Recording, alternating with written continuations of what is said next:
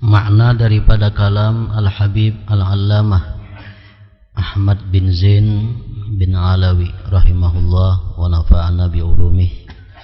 Wa qna' bi maisuril ma'ashi wa la tutil amalan wa amma la yahillu tawarra'i.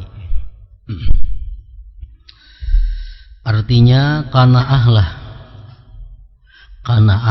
dengan penghasilan hidup yang sedikit.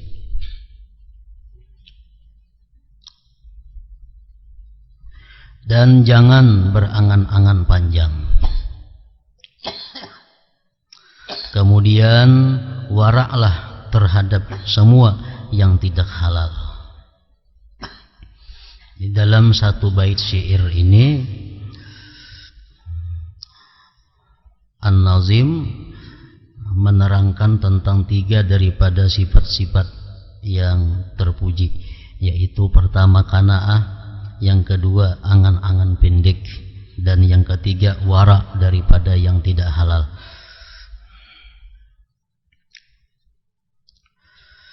Dalam bait di atas, Said Abdullah bin Alawi Al-Haddad radhiyallahu anhu menyebutkan kata qanaah.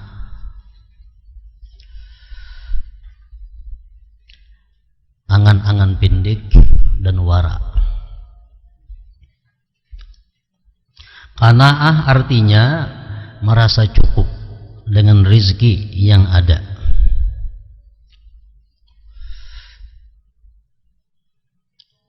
Dan di dalam memenuhi segala kebutuhannya dia hanya bergantung dan memohon kepada Allah, tidak kepada selainnya. Itu ta'rif, definisi daripada qanaah. Lawanan daripada qanaah adalah al-hirsu atau tamak. Tamak artinya merasa selalu tidak cukup dengan apa yang telah diberikan oleh Allah Subhanahu wa ta'ala. Merasa kurang, merasa selalu hendak lebih dari yang sudah diberikan oleh Allah Subhanahu wa ta'ala. Nah, itu tamak.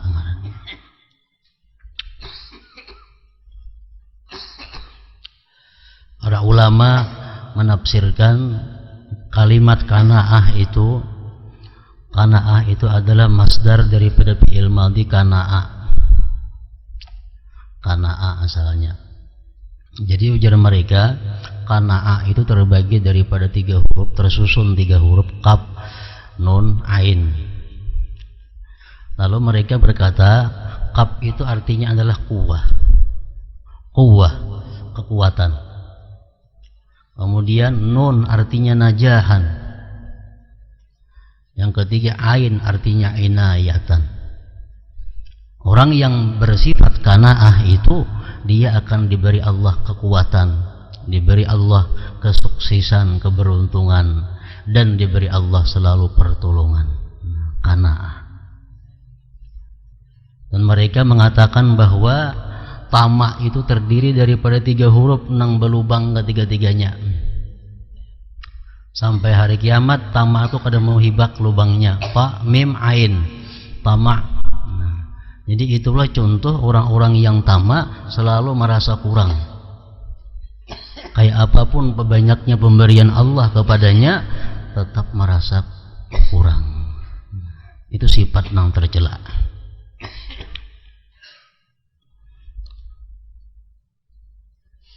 Dan kedua-duanya ini yang kita disuruh qanaah, kita dilarang tamak, ini tentu dalam hal duniawi. Dalam hal duniawi kita disuruh qanaah, merasa puas dengan yang ada, dan dilarang merasa kurang dalam hal urusan dunia. Tapi sebaliknya dalam urusan akhirat kita disuruh tamak, selalu kurang ibadah kepada Allah, selalu kurang kebaktian kepada Allah. Qanaah ini yang dilarang kalau urusan ibadah. Rasa cukup dengan ilmu nang ada, dosa lagi mengaji. Cukup sudah ilmu nang ada. Nah, ini kada boleh qanaah dalam hal agama. Cukup sudah amalan nang ada banyak. Nah, merasa cukup dengan amalan nang ada ini qanaah nang dilarang. Kenapa? Qanaah salah tempatnya. Qanaah di bidang urusan akhirat itu salah. Qanaah ini disuruh dalam urusan rezeki, urusan duniawi.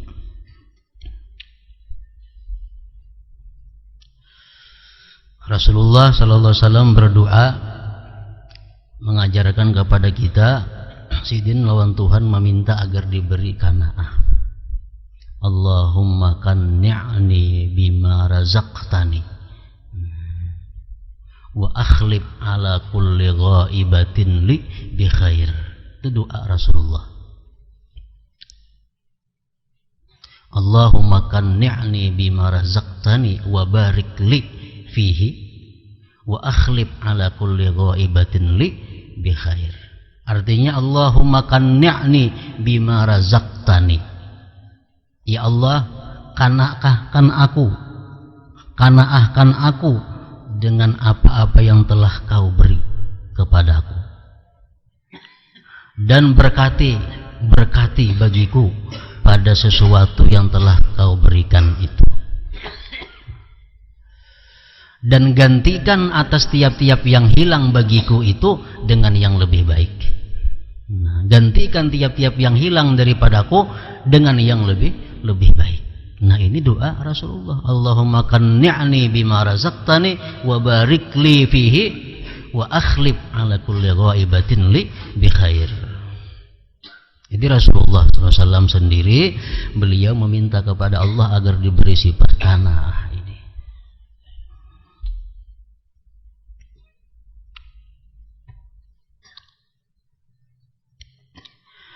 Secara bahasa qanaah juga berarti permohonan. Permasalahan qanaah ini telah kubahas, ujar pengarang, secara panjang lebar pada catatan bagiku untuk bait kasidah An-Nuniyah Said Abdullah bin Alawi Al-Haddad radhiyallahu anhu yang berbunyi, wa in tarda bil maqsumi ishta mun'ama wa illam takun tarda bihi ishta bi huzni. Artinya, jika engkau ridha dengan apa yang telah dibagikan Allah, maka engkau akan hidup senang. Qanaah, merasa ridha, merasa puas dengan apa yang sudah Allah berikan duniawi kepadanya.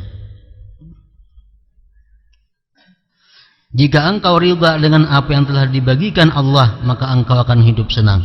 Dan jika engkau tidak ridha dengannya, tamak, merasa kurang cukup, merasa lagi, maka engkau akan hidup dalam kesedihan.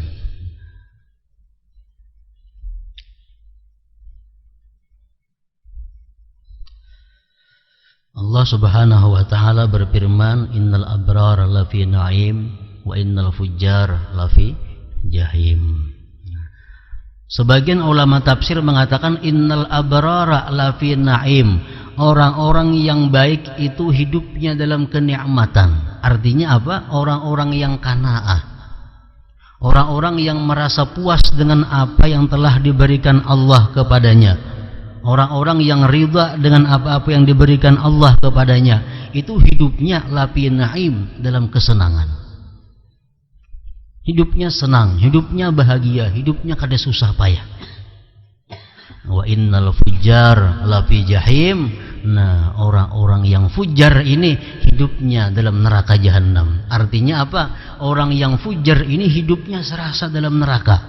Orang-orang yang tamak, orang-orang yang tidak ridha dengan pemberian Allah, orang-orang yang merasa kada cukup apa yang ada, itu laksana hidup di dalam jahim, dalam neraka. Nah, hidupnya susah payah. Wa innal fujjar lafi jahim. Jika engkau ridha dengan apa yang telah dibagikan Allah, maka engkau akan hidup senang. Dan jika engkau tidak ridha dengannya, maka engkau akan hidup dalam kesedihan. Makam qanaah merupakan tahap awal makam ridha.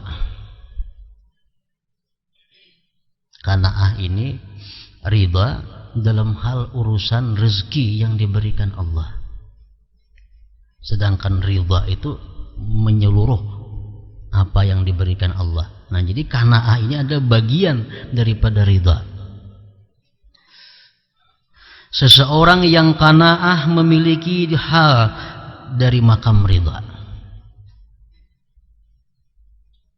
Qanaah hanya akan terwujud jika seseorang bersikap lemah lembut ketika membelanjakan dan tidak berlebih-lebihan. Jadi qanaah ini bisa kita dapatkan, qanaah ini bisa kita miliki. Syaratnya dahulu kita mesti lemah lembut dalam hal belanja, dalam hal tutukaran. Kalau kita hendak nukar saraban nang harat, kita kada kawa qanaah. Nukar baju nang 1,5 juta. Hendak nukar tapih nang 3 juta. Hendak nukar galang nang larang. Kawalah qanaah. Nang sakit ini duit ada 1,5 juta. Nang ditukar nang dikehendaki sepeda motor 10 juta. Lalu tak hutang jadinya. Nah kada kawa qanaah. Jadi syaratnya qanaah ini mesti belanjanya itu lemah lembut, syafaqah fil muamalah. Jadi orang nang besalira tinggi ini tuh kada kawa qanaah. Orang nang hendak makan daging, makan nang nyaman-nyaman, duit 5 ribuannya kawalah. Ini nasi kuning aja 5 ribu nih. Nang kada kawa qanaah.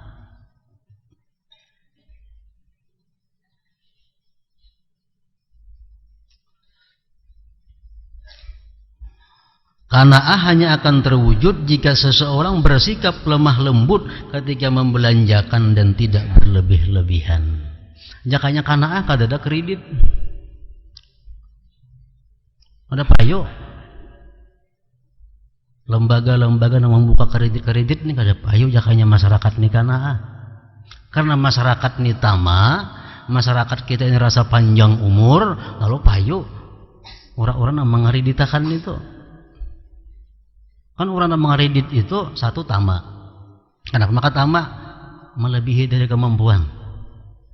Duit ada 1,5 juta, nang dikehendaki barang 5 juta. Nang kedua orang yang mengkredit ini rasa panjang umur. Makanya kita nih yakin minggu kainnya kita mati, maulah kita mengkredit.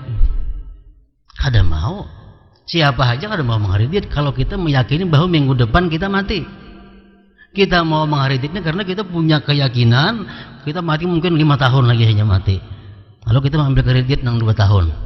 Nah, jadi orang nang kredit ini walaupun kredit itu kada dilarang oleh syariat, kada dilarang oleh syara selama sesuai dengan aturan-aturannya, tapi kredit itu mencerminkan bahwa pelaku ini kada punya sifat nang mulia, qanaah kada ada, pindik angan-angan kada ada. Artinya terbanyak nang dikehendaki pada persediaan duit nang ada. Nah qanaah kada kawa macam itu.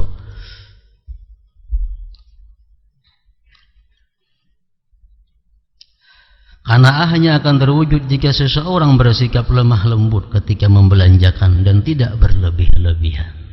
Coba kita bisi duit 5 ribu. Nang dikehendaki ini barangnya 1.000 rupiah aja, santai aja. Ada apa-apa? 4 ribu lagi lebihan. Nang dikehendaki 1.000 aja barangnya. Jadi isuk kada mikirkan cari duit, isuknya kada mikirkan cari, karena masih ada lebihan 4.000. Dalam sebuah hadis disebutkan, manik tasada aghnahullah wa man badzara afqarahullah. Barang siapa berhimat, berhimatnya lain lawan pemalar. Pemalar tuh kikir, ngarannya bakhil, itu dicela oleh syara. Berhimat ini lain lagi. Nah, barang siapa berhimat, maka Allah akan menjadikannya kaya. Dan barang siapa burus, maka Allah akan membuatnya fakir. Himat, dimaksud himat di sini adalah menyesuaikan antara duit nang ada lawan kehendak nang ditukar. Nah, itu agama menyuruh kita demikian. Jangan hendak kita menghendaki barang, menghendaki nukar sesuatu nang duitnya kita kada cukup. Bila kita melakukan itu kita jadi orang tamak. jadi orang tamak.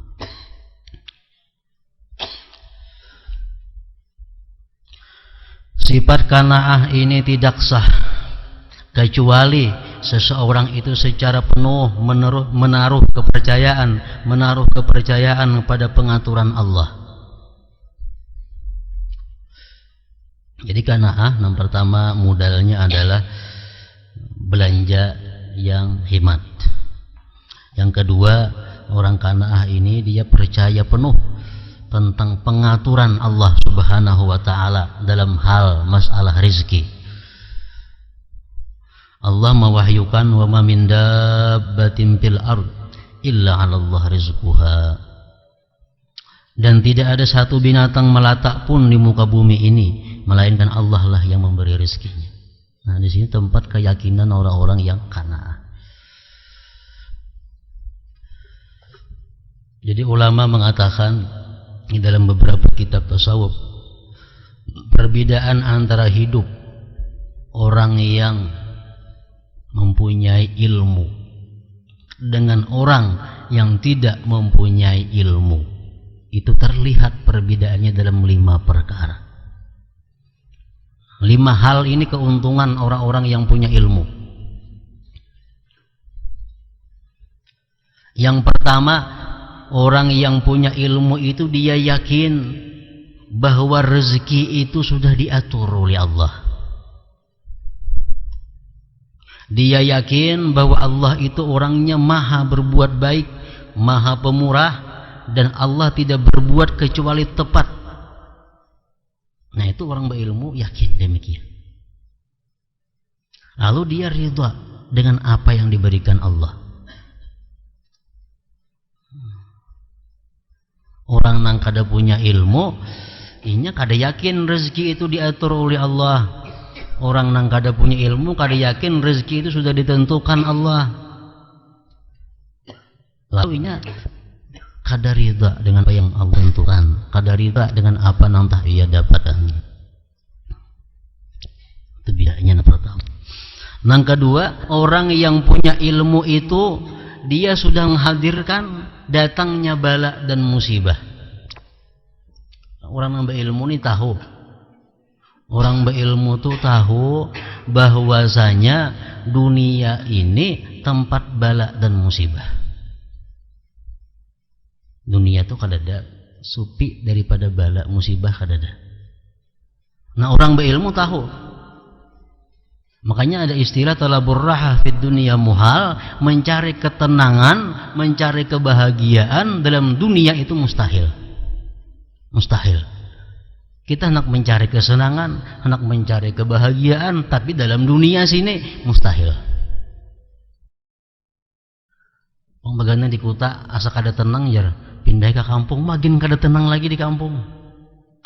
Kenapa? Masih dalam dunia juga hendaknya. Ketenangan kada dalam dunia kada ada. Talabur raha fid dunya. Nah, orang yang berilmu tuh tahu bahwa dunia ini kada ada tempat ketenangan, kesenangan, kebahagiaan. Lalu apabila ada musibah, bilanya ada bala, ini sudah siap. Ini sudah siap. Lalu ridha dengan apa yang diberikan oleh Allah Subhanahu wa taala. Nah, lain hal orang yang kada punya ilmu.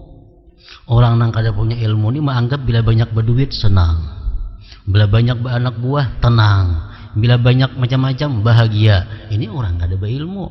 Nah, bila dapat musibah lalu inya kalupuk-kalupuk. Nah, kenapa? Karena kada menghadirkan terlebih dahulu bahwa dunia ini tempatnya bala dan musibah.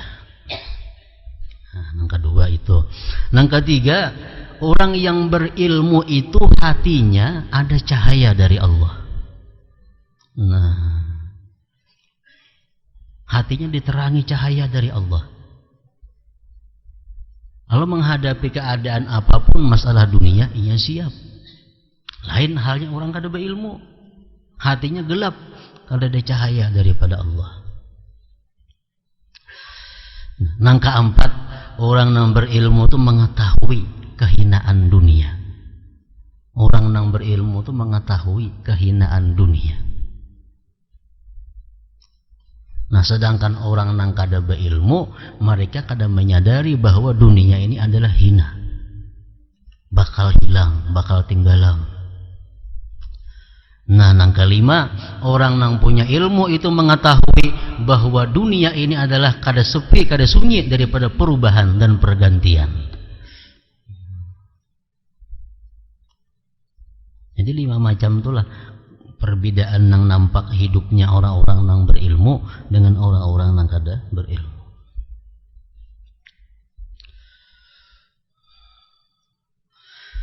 Keyakinan bahwa Allah telah menjamin rezeki seluruh makhluknya adalah ilmu. Jadi qanaah ini terdiri daripada ilmu juga. Yang kedua terdiri daripada keadaan. Yang ketiga terdiri daripada perbuatan. Qanaah. Qanaah mesti dasarnya ilmu. Ilmunya apa? Keyakinan bahwa Allah telah menjamin rezeki seluruh makhluknya. Itu adalah ilmu.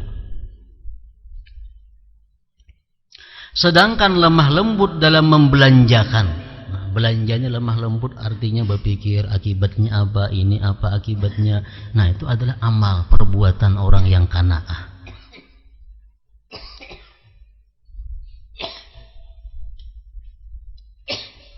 Pondasi qanaah adalah sabar. Supaya kita nih kawa qanaah kayak apa? Pertama sabar modalnya.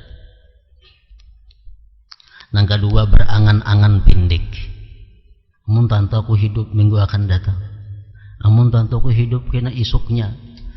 Itu modal untuk qanaah. Yang ketiga mengetahui penyakit kaya. Artinya mengetahui risiko bahaya orang-orang yang banyak berharta.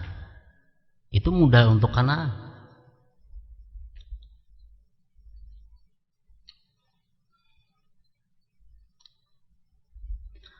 Rasulullah SAW bersabda kepada Sayyidina Bilal, ujar Nabi kita, ya Bilal, ilqallah fakira wala talqah ghaniyya. Hai Bilal, engkau hendaklah bertemu Allah dalam keadaan fakir, dan jangan kamu bertemu Allah dalam keadaan kaya. Artinya apa? Kalau engkau mati mesti dalam keadaan fakir. Jangan mati dalam keadaan kaya, karena mati dalam keadaan kaya ini sulitnya luar biasa, sakitnya luar biasa, sulitnya luar biasa. Nah, ini salah satu risiko kaya. Ayo sugih dahulu wahine. Jakanya tahu pajang mati nih isok. Kayaknya jadi beriakan semuaan. Jadi mati dalam keadaan fakir. Nah.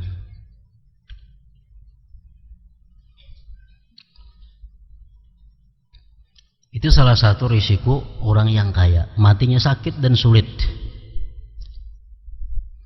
Yang kedua, risiko kekayaan. Ujar Nabi kita, yadkhulu fuqara'u ummati al-jannah qabla aghniyaiha bi 500 am. Ujar Nabi kita, masuk surga orang-orang fakir umatku ini terdahulu daripada orang-orang kayanya 500 tahun. Nah, ini risiko orang kaya.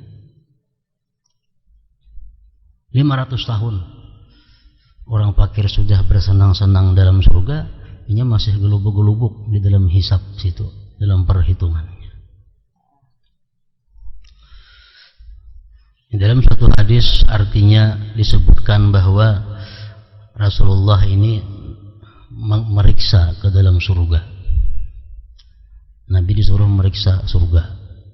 Lalu ujar Nabi, begitu kau masuk surga, kau lihat ada Bilal. Ada Bilal. Bilal sahabat Nabi yang dikenal sangat fakir hidupnya. Aku lihat ke atas surga ya Nabi, terkumpul semua sahabat keluargaku, sahabat-sahabatku yang mereka fakir dan anak-anak mereka. Ku cari-cari sahabatku, kadada sayko Abdurrahman bin Auf. Mana Abdurrahman bin Auf? Kada lihat.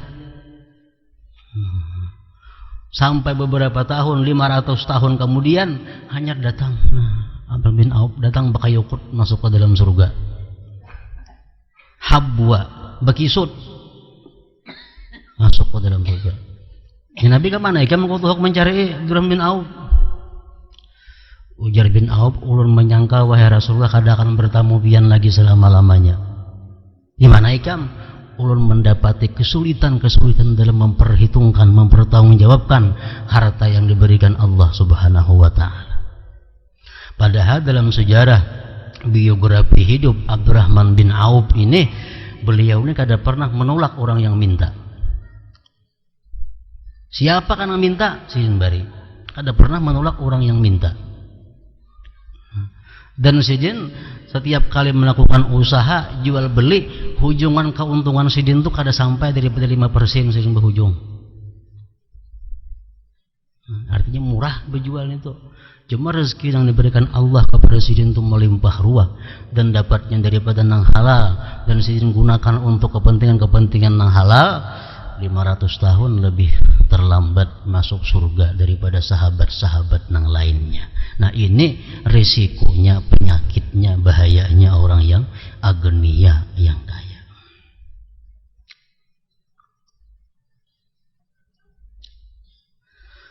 Rasulullah bersabda lagi, ini supaya kita kawa kanaah. Nah, supaya kita ini syukur, syukur aku bisa hisab tidak, nyaman kena mati kada apa hisabnya. Sabida kada perlu minyak, kada ada hisab minyak perlu sabida. Ujar Nabi, ittala'tu fil jannah fara'aitu aktsara ahliha al-fuqara wa ittala'tu fin nar fara'aitu aktsara ahliha al-aghniya wan nisa. Aku lihat, ujar Nabi, di dalam surga itu ternyata mayoritas penduduk surga itu adalah orang-orang yang dulunya fakir miskin di dalam dunia. Lalu aku disuruh melihat ke neraka. Ternyata mayoritas penduduk neraka itu adalah orang-orang kaya dan perempuan-perempuan umatku. Jadi ujar Nabi kita, kenapa ini perempuan-perempuan, sahabat berkata, wahai Rasulullah, kenapa perempuan-perempuan ini lebih banyak masuk neraka? Ujar Nabi, adarrahunna al-ahmarani. Merusak akan perempuan itu dua perkara yang merah. Artinya apa? Az-zahab wal harir, perhiasan dan pakaian. Ini yang kebanyakan membuat perempuan itu masuk ke dalam neraka. Perhiasan dan pakaian.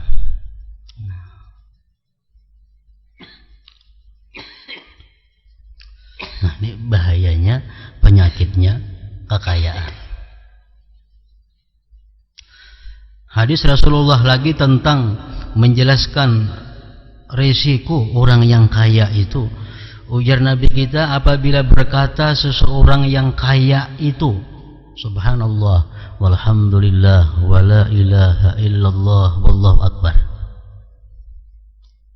lalu si fakir ini berkata sedemikian rupa, subhanallah walhamdulillah wala ilaha illallah wallahu akbar, pahalanya banyak nang fakir ini, walaupun si kaya tadi menambah dengan menyumbangkan 10.000 dirham. Nang fakir subhanallah alhamdulillah wala ilaha illallah wallahu akbar, pahalanya sedemikian besarnya. Si kaya demikian dia mengucap jauh lebih halus, walaupun ditambah menyumbang pulang 10.000 dirham, masih kada cukup pahalanya menyamai pahala yang diberikan Allah kepada orang fakir yang mengucap kalimat nang sama tadi.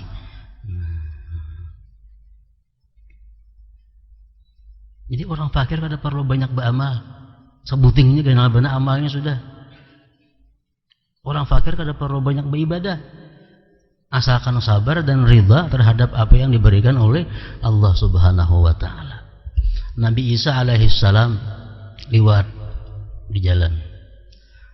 Di tengah malam Nabi Isa lewat dengan orang ada nang guring. Orang lain di masjid orang beribadahan malam beriktikaf. Anak saya kuni guring. Jadi Nabi Isa bangun, Nabi kamu guring tu orang beribadah. Jadinya wahai Nabi Isa, ulun fakir, ulun kuliah beribadah. Ulun fakir hidup kuliah beribadah. Nabi Isa 6 cam guring kerusakan lagi. Nah, artinya apa? Orang fakir ini walaupun nya guring, ya itu ada nilainya di sisi Allah Subhanahu wa taala.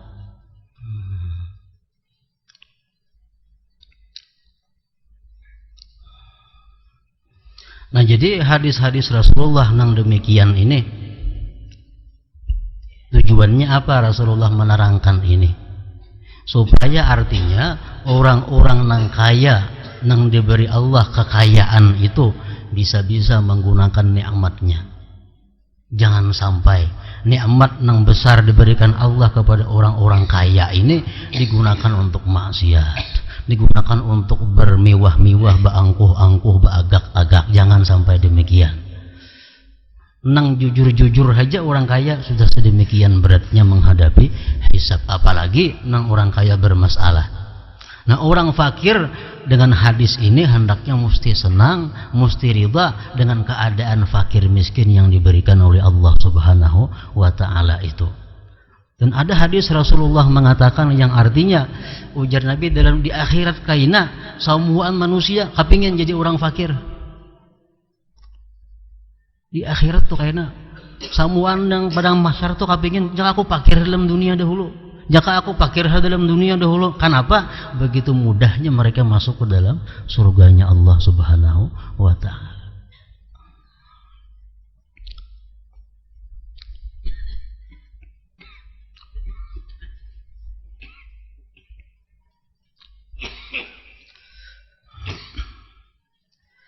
Kita masuk untuk membuat kita qanaah tadi, mengetahui penyakit-penyakit kaya. Jadi kalau kita ada nih kapingin, nah kita kapingin hendak kaya, itu keinginan yang salah. Kita kapingin hendak sugih, itu keinginan yang salah. Kalau kita keinginan dapat duit hendak naik haji, bagus saja. Keinginan dapat duit hendak mengungkusi anak, bagus saja. Keinginan dapat duit hendak menyumbang ini, membantu ini, baik. Tapi kalau kita keinginan hendak kaya, nah itu keinginan yang salah. Keinginan yang mempersulit. Keinginan yang mempersulit.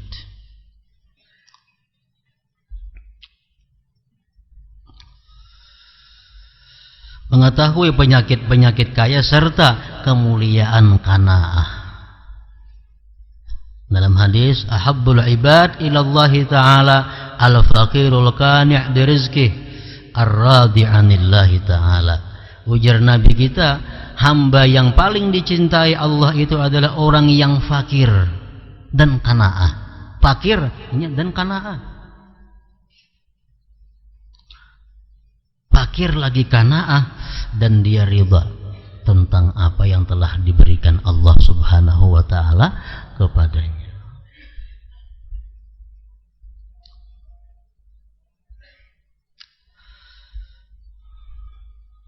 Sayyid Abdullah bin Alawi Al-Haddad radhiyallahu anhu menulis sebuah qasidah yang sangat agung tentang qanaah.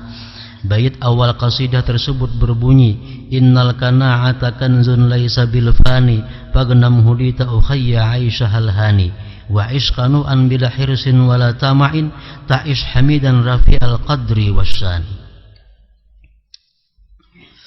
Qanaah adalah harta simpanan yang tak akan pernah habis. Milikilah sifat qanaah wahai saudaraku. Dan qanaah ini bukan hanya untuk orang fakir, orang kaya pun dituntut juga qanaah. Ini sudah kaya, itu pun disuruh juga qanaah. Makin disuruh orang fakir lagi suruh qanaah, apalagi orang kaya. Orang kaya pun dituntut qanaah, dituntut qanaah. Puas sudah pemberian Allah yang sangat banyak ini. Cukup sudah. Bukan hanya orang fakir. Milikilah sifat qanaah wahai saudaraku, niscaya kau peroleh kehidupan yang nyaman. Hiduplah qanaah, tidak rakus dan tamak. Mana sugih, mana rakus pulang. Merasa kurang aja lagi. Ini yang sulit.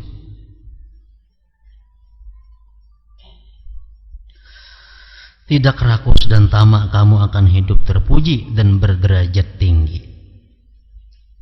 Para ulama mengatakan ummahatul khataya thalatha al-hasad wal hiris wal kibir. induk segala dosa, pungkala segala dosa. 3. Yang pertama adalah al-kibir, sombong. Kalau ada dalam diri kita ini bersifat sombong, ini saling banyakkan mengundang dosa yang macam-macam. Saling banyakkan mengundang maksiat. Kalau kita ada bersifat sombong. Dan ini dosa yang pertama. Iblis sombong, kadang mau patuh kepada perintah Allah, sujud kepada Nabi Adam karena merasa dirinya lebih mulia, merasa dirinya lebih besar. Dan orang yang bersifat sombong ini samuan ada pada inya. Orang yang sombong ini dengki, orang yang sombong ini tamak, orang yang sombong ini ujub, samuan ada komplit sudah. Karena sombong ini adalah induknya segala kesalahan. Yang kedua, induknya dosa, pungkalanya dosa-dosa adalah al-hirsu at-tama.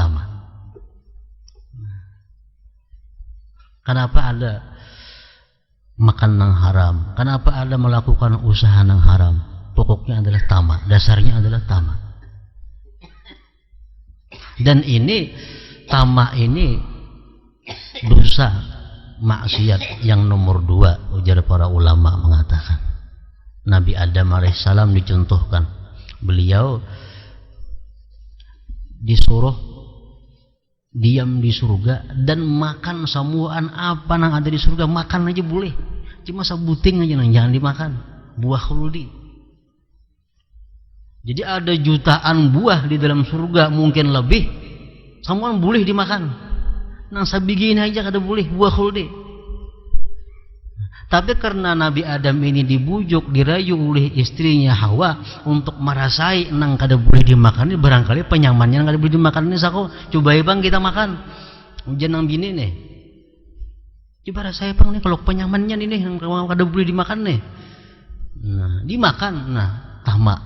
Kada cukup lawan nang jutaan macam tuh sebuting yang diunting lagi. Kada cukup, nang saling banyakan. Nah, ini orang nang tamak. Orang-orang kaya, orang-orang sugih itu mereka bangkrut asalnya akibat tamak. Nah, ada-ada jadi habis akibat tamak. Ini usaha sudah bagus, sudah makmur, beribadah sudah nyaman, ini sudah hawa. Ada pula anak menambahi usaha sebuting karena ini pina baik hasilnya. Buka usaha ini, akhirnya gara-gara sebuting ini harta ada habisan. Banyak manusia macam itu. Nah, ada sudah baik, cuma karena tamak merasa kada cukup, nah ada ini tambahi pula sebuting semacam usaha. Nah, gara-gara sebuting ini habis nah ada. Nah, iya kayak Nabi Adam ini.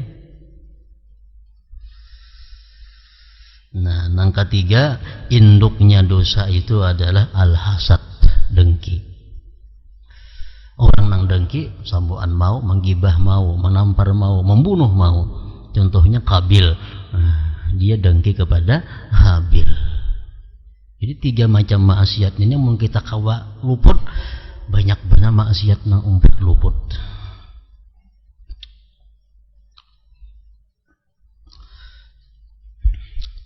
Tidak rakus dan tamak.